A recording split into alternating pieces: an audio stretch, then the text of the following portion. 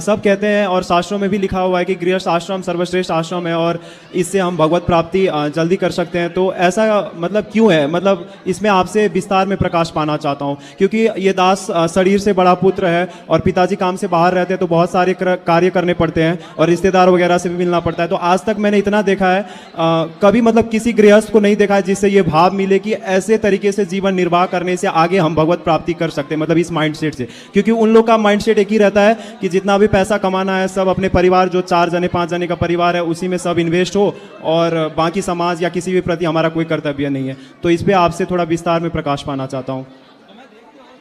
देखो, नदियों के पास पानी है तो नदियाँ उस पानी से, ऐसा नहीं है कि मैं केवल अपनी ही प्यास बुझाऊं और किसी की प्यास ना बुझाऊं। नदियाँ चिड़िया की प्यास बुझाती हैं, कुत्ते की प्यास बुझाती है, बिल्ली की प्यास बुझाती है, गाय की प्यास बुझाती है, शेर की प्यास बुझाती है, हिंदू की प्यास बुझाती है, मुसलमान की प्यास, सिख की प्यास, ईसाई की प्यास, ब्राह्मण की प्यास, क्षत्रिय की प्यास। कौन है इस धरती पर जो नदी के द्वार पर चला जाए और नदियों से मना कर दे? क्या नदी पानी देने से मना करती है?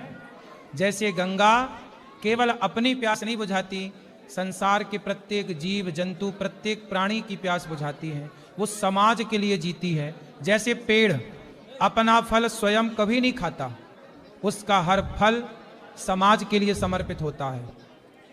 आम अमरूद फलते हैं ना, तो उनका फल हम सब खा जाते हैं, फिर भी उस पेड़ को डंडे और लाठियां झेलनी पड़ती हैं। जो परोपकार के लिए जीता है ना बेटा, वो बहुत बड़ा है। इसलिए 5 लोगों के लिए, अपने परिवार के लिए, अपने परिवार का पेट तो पशु पक्षी भी भर लेते हैं, पर जो सभी में बांट कर खाए उसे इंसान कहते हैं। वो बड़ा, आप बड़ी सोच रख रहे हैं।